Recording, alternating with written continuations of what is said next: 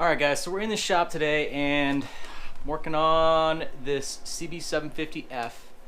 Now I want to show you something on here, and this is probably just for archival footage. I don't know when this video will ever come to fruition, but this is something that makes me pretty upset. I know I've seen a lot of bikes out here that are just poorly done, or you know, unfinished projects that somebody had. Well, those projects can oftentimes be very unsafe if not done correctly, like anything. And I know not everybody has the same level of capability. I started out at some point too, but you gotta you have to be safe. Like, you can't just put something out there that's gonna kill somebody. So anyway, let's take a look at what I'm talking about here. I'm gonna keep the camera down low so you can't see what I'm talking about yet, but this is a CB750. It's a 1980 model. I believe it's an F. Upon looking at it, we got a 900F motor, which is awesome. We have CBR 600 F3 front forks with modified 1100 triples, or CB 1100 F triples.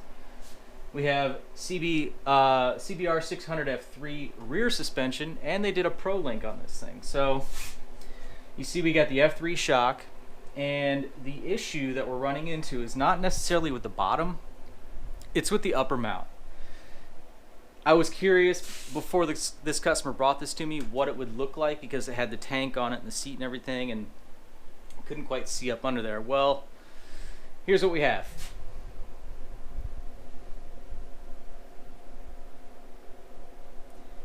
That is metal tearing.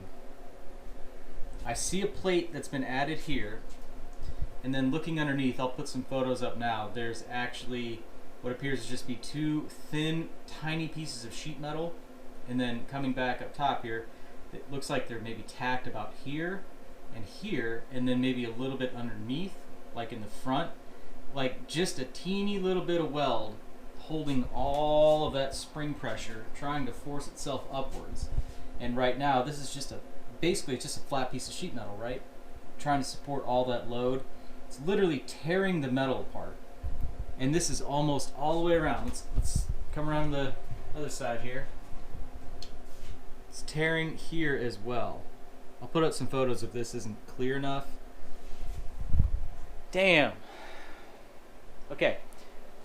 Not if, but when that lets go, that's going to send the top of the shock into the tank. That's going to mess the seat up, lift the tank up, the suspension's going to collapse, and then this thing is going to crash. Rear end's going to lock up. That's going to send you off the road or into traffic or into another car. It's just like, use your fucking brain, okay?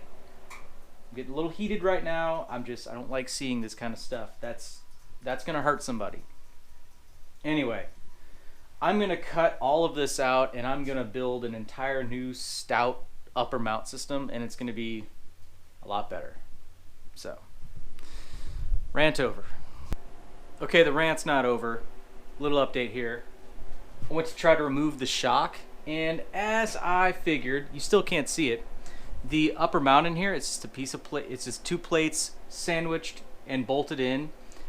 They didn't build in room to take the bolt out, so they just made those little tiny plates, bolted it together, put it in place, and then just tacked it on the corners, and you can't get the bolt out. So this is not serviceable or anything like that. So I've got the bolt, you know, loose. You're not gonna be able to see it. I've got the bolt loose, but I can't get it out. So I have to just start cutting. I have to cut all of this out. I want to cut all of it out anyway, but like, even just to get the shock loose, I gotta cut all of that out. It is so ridiculous, guys.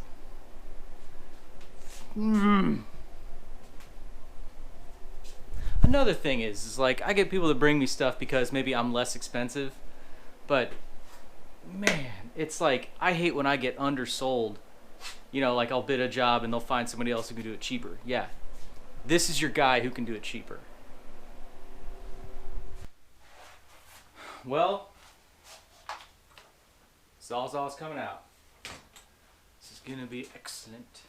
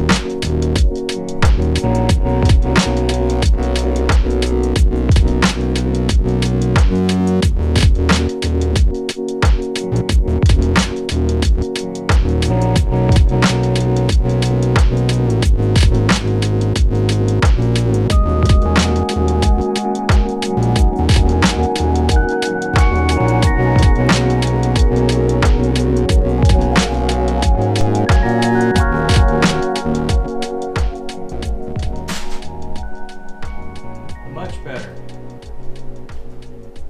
Now to start over. This is likely going to get cut out fully, but I just wanted to keep this here as a reference location for the airbox, because the goal here is to actually keep the airbox. So I need the shock to work around the inlet, and we'll go from there. So I have to decide if I want to build the mount off of the back or the front side, but I'm thinking probably front side with like some 1x2 rectangle tubing that I could box and then put some tabs down low here. I think that might be a reasonably sturdy setup there. Then maybe I can plate further somehow. We'll figure it out. Alright, so update time on the CB750 rear shock here and the upper mount. So I know I probably look filthy, but I've just been fabricating, so it's all good. Anyway, what I've done, I've cut everything out. I did leave, and I did mark and leave the factory tab for the airbox here, just as a reference guide, and then I just have like a little tiny mark there, and then the corresponding one on either side, where I know the rear point of this is. Now, what I also did is I noticed that these factory bars were only welded from this point forward on either side. So I wanted to go ahead and fill that weld in to build a little bit extra strength since we're tying in more stress right here. And to do that, I went ahead and cut out the factory plates here. I'll make some new ones and weld those in like factory. But I did take the MIG and I filled in all the way around on both sides. After that, I went ahead and I've been working on a square tube section. This is 1x2 1/8" wall, so some pretty stout stuff. Got a little angle cut on it on either side, coped, and that fits in here really nice. Front lines up with our front mark, so that's going to be, unless I build a new mount, that's going to be welded to this tab here. And then we have the rear shock. Now I've set this thing up right now. I added about 1 inch of ride height in the back, and the reason for that is in a stock CBR600 fashion, this shock is pretty far laid over. So when this thing came in here, the shock was about like that, as you saw. So I'm laying this down a little bit more, and that's gonna create the correct spring rate, or at least get, you know, a little bit closer to it. It was kind of stiff. So laying it down will put a little less mechanical leverage on the shock itself. It'll have a little less power. So setting it up with about 1 inch, inch higher ride height, I'm hoping that the sag will take it to maybe just higher than what it was, and it'll feel better. So anyway, what I'm going to do now, I'm going to start drawing up some simple tabs that are going to extend off the back of the bracket here, come down, and then go under. I'm going to leave this unwelded because I want to weld those tabs on the underside on both sides, box it in, and then weld this as an assembly into the bike. That way I just know I have good access to the welds underneath because, you know, the engine's not coming out of this. It's gonna be tricky to weld as it is. Once it's in here, you know, welding that won't be too bad. Welding this won't be too bad. But getting underneath it, that's gonna be a little tricky. We'll figure it out though. We'll get there. So, time to start making mounts. All right, we have an update here. So you saw the tube. I have this cope and fitting. I now have the upper shock brackets. These are 3/16 steel. They're plenty strong. And this thing fits really well.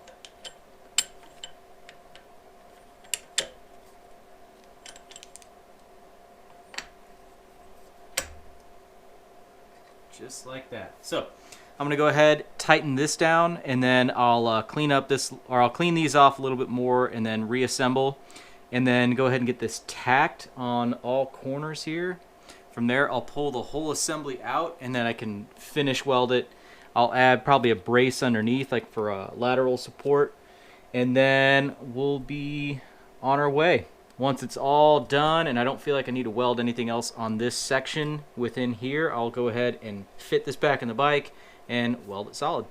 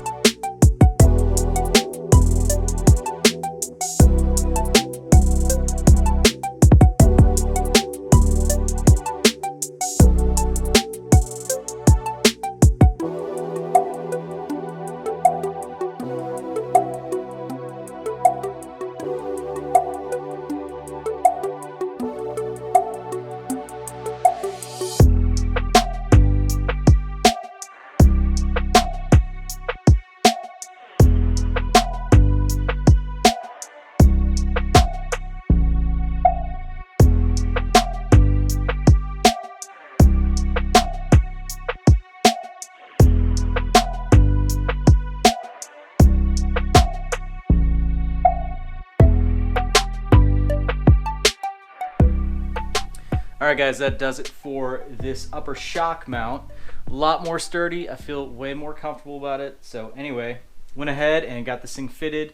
It's welded all the way around. Took some time just to try to get under here. And after that, went ahead and made some new side plates, filled it in just like a factory piece. And then I also created a front tab for the stock airbox here, so as an added bonus. After this, the only thing I'm working on is a fuel tank mount, obviously, since we got rid of the old one, or the old one was getting rid of itself. I don't know, whatever you want to say. And then we'll start working on the rest of this bike, but I'm probably not going to show a whole lot of it. If any, I just need to knock this thing out, and you know, taking time to film and edit and stuff like that just takes time away from working on this. So lots of stuff to do and trying to bring you guys as much content, and I just wanted to show you guys this little project. So anyway, that's it for this one. Hopefully, man, hopefully you don't find any stuff like, you know, any work done like this thing was. And if you do, definitely try to rectify it. Definitely try to make it safe, make it functional. So yeah, anyway, I'll see you in the next video. Thanks for watching.